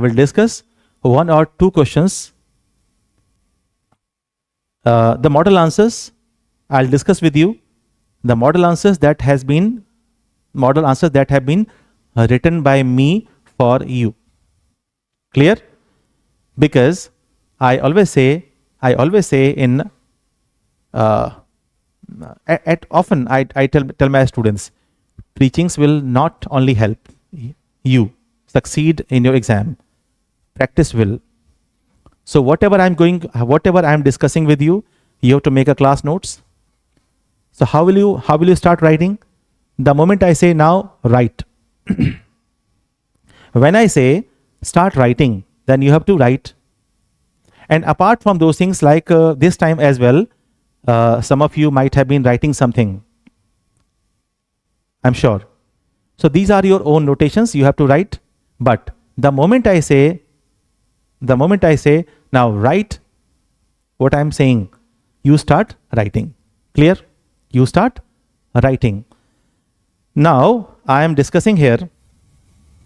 So just tell me, before going towards the next section, everything that I have taught you so far, you have understood or not?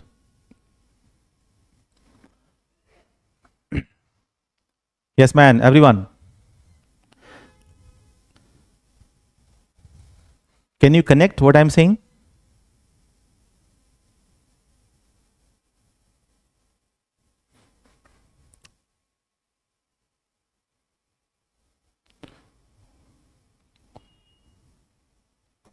Okay.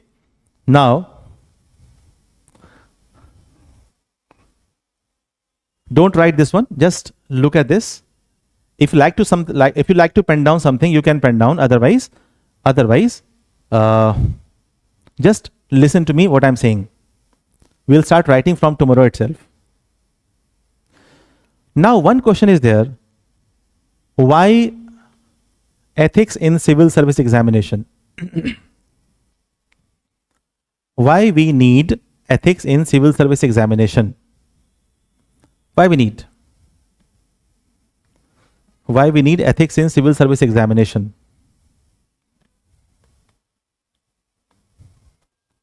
Why we need? After all, since 2013, the UPSC has introduced this paper. What would have been the purpose? What was the purpose of UPSC? What was the purpose of UPSC to introduce this paper? Right? So I have prepared some certain things. What is the feasibility of UPSC? What is the importance of ethics paper in this exam? Why we need ethics? This one. To get rid of these dilemmas in decision making, to do justice with all the stakeholders in a particular situation. As I've said you, ethics is about doing justice with all the stakeholders. So the first point is underperformance. Underperformance. For example,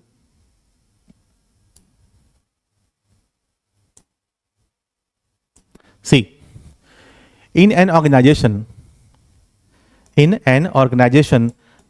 you might have heard one word, in an organization.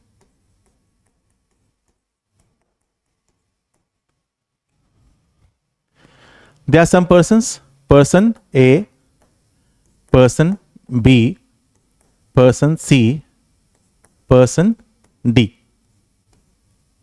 Right? This organization, have you heard about underperformance? Have you heard about underperformance of the organization? You might have heard about VRS service, VRS facility. People are voluntarily getting retired. Government also gives proposal, if somebody wants to retire, get himself retired, take retirement. Clear? So there is an organization, and in every organization, number of persons are working. A number of persons are working. So in this organization, there is underperformance. There is underperformance. But if there's a problem of underperformance in a particular organization, then what is the use of any organization? What is the use of any public office? If a public office is not producing or accomplishing its target or the purpose it has been established. Suppose if a public welfare department is there and there are lots of complaints, the performance is not good of that particular department, then it is the wastage of money. It is the wastage of money of the stakeholders, of the people, because we are paying taxes. The government's money is not the government's money, it's the people's money. So everybody is honest. Everybody is honest. Everybody in the department is honest. Everybody is honest. Everybody is diligent, sincere. Everybody is diligent and sincere.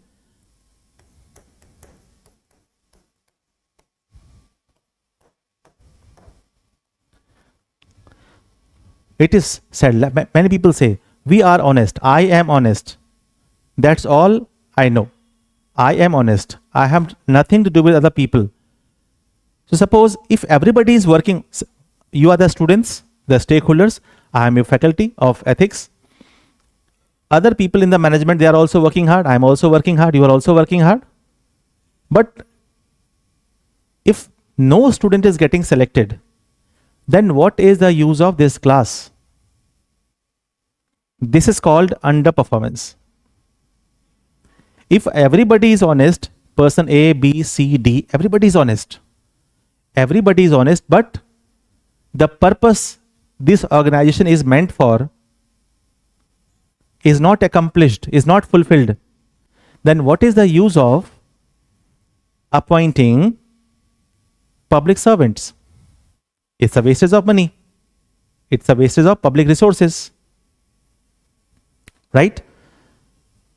And this is to answer such kind of questions, or not only answer, but to make all the future bureaucrats understand, to maintain performance of the organization. There was introduction of ethics in civil service examination. Right? So I'll discuss the solutions. Meanwhile, I'm discussing what is the use of why ethics in civil service examination. Okay. Now, the next one is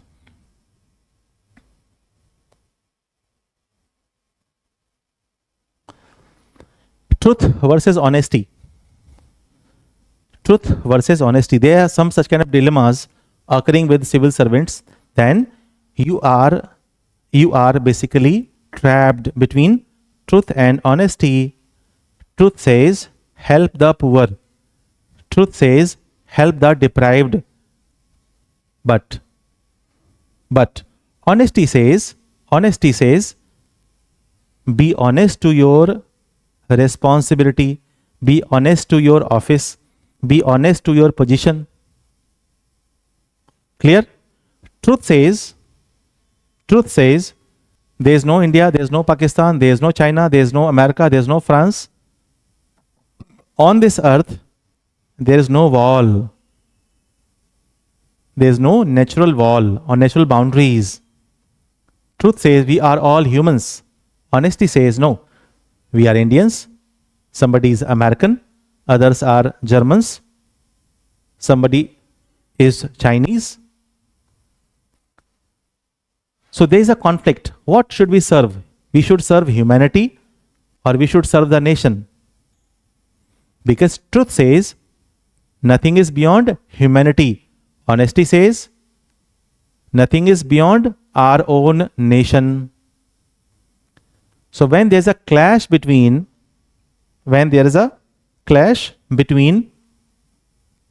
truth and honesty, we are getting into ethical dilemmas. Clear? So to get rid of these dilemmas, we need ethics. To get rid of these dilemmas, we need ethics in civil service examination. Next one, purpose of the policy versus criteria of the policy. Purpose of the policy. What is we have discussed the purpose of the policy, for example, to help a certain section of society. And every policy has some certain criteria. So what is important? Purpose of the policy or the criteria of the policy? So to answer such kind of questions in examination, and when you become the civil servant, to tackle with such kind of dilemmas in decision making, we have ethics. We need ethics. Good action versus right action. Good action versus right action. Next, what is good action? If somebody is begging money and you happen to pass by him, you paid him, you give him some money, you feel good. You feel good. But at the same time, you know it is encouraging the process of begging. Clear? So this is a dilemmatic situation. So to answer such kind of questions, we are going to learn ethics. We'll discuss later on. This time I'm just introducing you and giving you all the aspects of our plan for this course. How I will take you along, take you forward, so that you can become an expert of ethics paper. Clear? Next one is impartiality and neutrality versus empathy and compassion. People say, if you ask anyone, what should a civil servant be? He would say impartial, neutral. The four pillars of democracy, four pillars of democracy, be it legislative, the executive, the judiciary, and the media, they should be neutral, they should be impartial. But sometimes you see there's a free ration policy for crores of people. There's reservation to uplift the backward sections of society. There are reserved seats for women in a particular train. There are some certain welfare schemes for certain sections. So if we are neutral and impartial, do you think we can have such kind of justification? We can have certain policies for some certain sections of society? I am paying tax, but I am not taking free rations. And the government of India is providing free rations on the basis of the taxes we are paying. So this is not neutrality, this is not impartiality. So while executing a policy or while making a policy, the executive or the legislative, they are confused. So to get rid of such confusions, we have ethics, integrity, and aptitude. So this is the relevance of this paper. So that when you become a civil servant, you should not be confused. Because if you are getting confused while taking a decision, do you think that you can do justice with your job? No, you cannot. And that is why we have ethics in this paper, in this civil service examination. So we are discussing here what is the relevance of ethics in civil service examination. What should be the solution that we'll discuss? This time I'm just telling you what is the relevance of ethics, integrity, and aptitude in civil service examination, right? I hope you understand. Next one, ideal versus practical versus real. Ideologically, we have learned something. A reality is something different. And practically, we realize something else. So if a very common man gets such kind of dilemma, such kind of problems, it will not affect the process, the big process. But being a civil servant, if you are getting confused, if you are not able to decide what I have read ideally, what is practical, what is real, then it will be a huge setback. It will be a huge setback. Okay. Now, national interest versus regional interest. There are different kind of policies.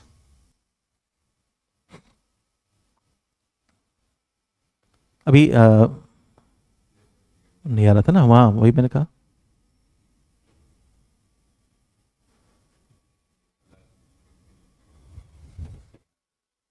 Okay.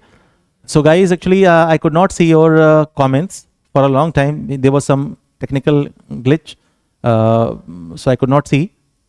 And that's what I'm thinking, that you are not commenting. So be interactive. Again, I'm telling you, be interactive.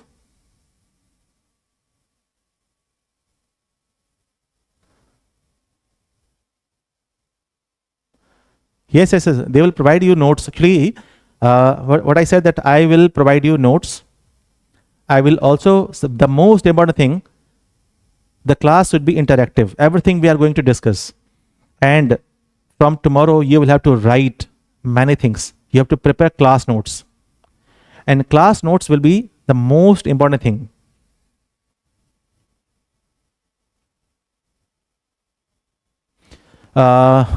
Somebody, Tanushri Rai Chaudhary ne pucha, she has asked that according to you, what should an administrator officer do? We'll discuss later on. This time I'm just discussing with you what is the relevance of ethics in civil service examination. Right? I hope you understand. And I'll give you certain formulae Soon after seeing the question, you will have answer in your mind. You will not have to waste time in brainstorming. Jyoti has asked me that, sir, apart from classes, should we need to refer any resources? No, not at all. I give you a guarantee that in my class, everything that I am providing you, I'll provide you thousands of questions, hundred, not thousands, because it's not possible for you to just go through. I'll provide you number of questions, hundreds of questions, right? And if you have practice on them, you will certainly have an expertise on this paper. The class schedule, I think you must know, class schedule is 10 o'clock in the morning to 1 p.m. from tomorrow, right? In between, we'll have break for 15 minutes extra. So class will be for 3 hour complete and 15 minutes we'll have break. And again, I apologize because I could not see the messages because it was not showing before me. Now they are coming before me. That's why I'm answering you. Srishti Arora said that, sir, actually in the beginning I asked 3 hours is okay. You said, everybody said okay. I think you joined me later. In 2 hours, we cannot complete the course, right? On time. I want you to complete the course and I'll give break for 15 minutes as well. Okay, so I'm discussing about national interest versus regional interest. It happens many a time. For example, CAA. For example, one nation, one election. For example, caste census. Many things may be beneficial for on a national level, but it may be harmful from a regional aspect.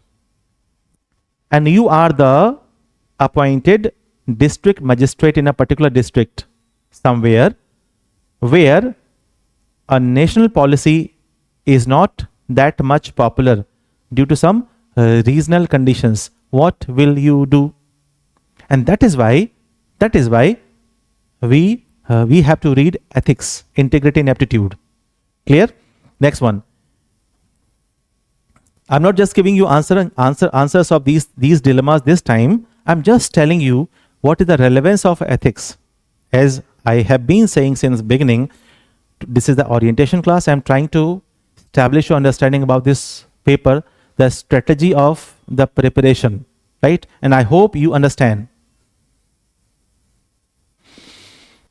Okay, now next one is duty versus humanity, and then adherence to law versus conscience.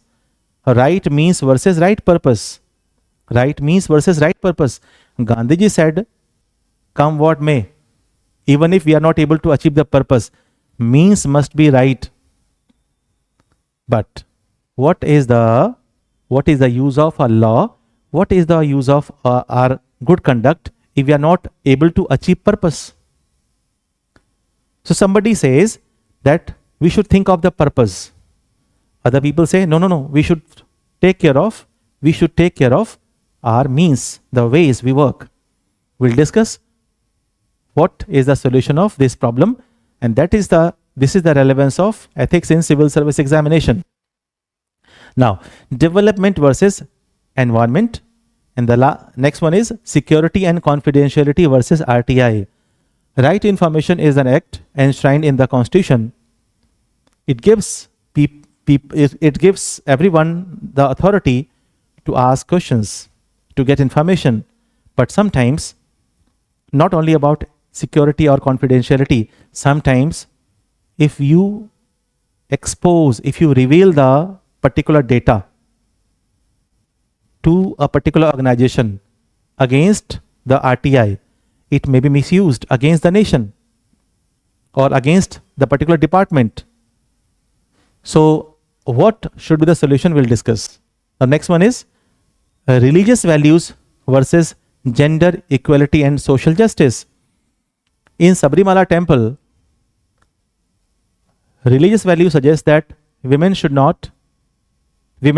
of menstrual age should not enter the temple in Sabrimala temple.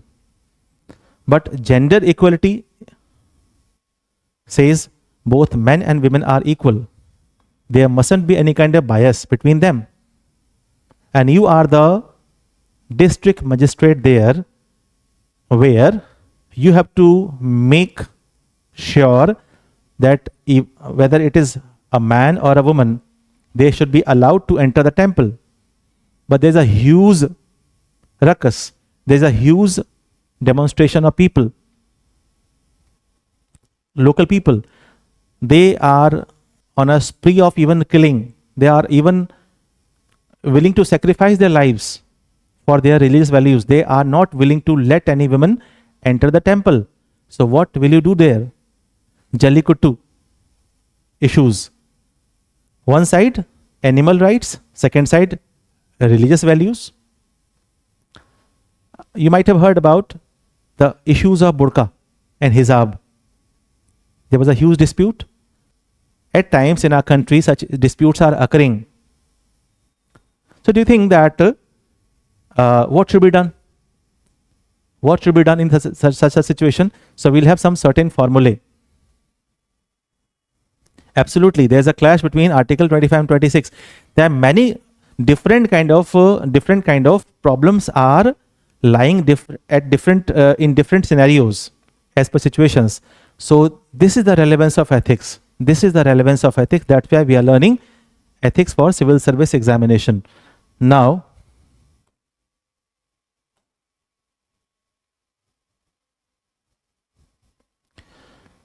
see,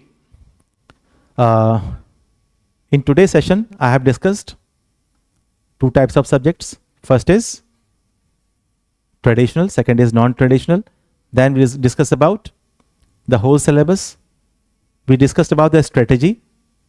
Then what I'm going to do in this class, I'm just going to explain everything, going to prepare class notes, providing PDFs, using some, I would say that flowchart somewhere. And last, for today's, I'm telling you, I'm giving you some questions. I'm giving you some question, and I ask you to write an answer, and I'll give the model answer of this question. So see, there are the 5 questions. There are the 5 questions on one concept. 5 questions on one concept. The first one is, describe the relation between morality and ethics. Second, a person, even if morally strong, sometimes fails to fulfill his responsibility perfectly in public life. Describe it. The third one is ethics or morality, which is more important for a civil servant to discharge his duty. The fourth one is all good acts cannot be right, whereas all right actions or acts need not be good acts. Describe it with examples. And the fifth question is, being a good person does not guarantee for a person to be a good citizen as well. Describe it with real life examples. Why I am showing these questions? Sure, this PDF will be provided to you. Fine, you'll get this PDF on. I think there must be some Telegram channel or so. You'll get. We have 5 questions, and since we are going to conclude the class today, so I am telling you, ethics is nothing about. It's about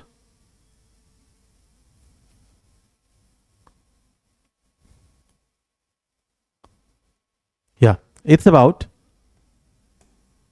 one concept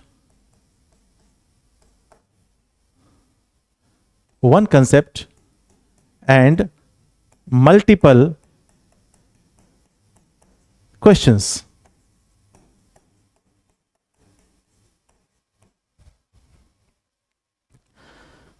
I thought I would teach you the difference between ethics and morality today, but it's not looking possible because we are already getting over time. So I have given you 5 questions. Think of these questions. First of all, I'll discuss the difference between ethics and morality. Ethics and morality. If you ask this question to someone who has already joined a class or completed his course somewhere, Now, what is the difference between ethics and morality? They won't have answer. How tragic. I'll tell you tomorrow. In the beginning, very beginning, I start with the difference between ethics and morality, and I'll tell you with examples, with a lot of examples. And from tomorrow, you will have to start writing and making class notes. Clear? So these are the 5 questions. I'll give you one model answer as well, 1 or 2 model answers of any of 2 questions tomorrow itself. And the necessary PDFs will be available with you. I'm just going to tell them and they will provide you the PDF. Fine. So at last, just tell me, how has been the session? Did you understand what I have taught you today or not? Yes, everyone.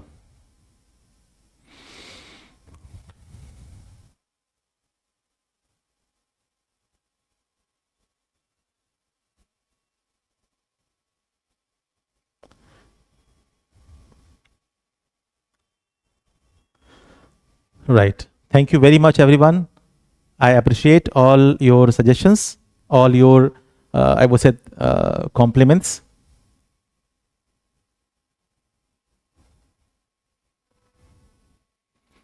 Somebody says, can't wait for tomorrow's class. I'm also very excited. Actually, I need such kind of students.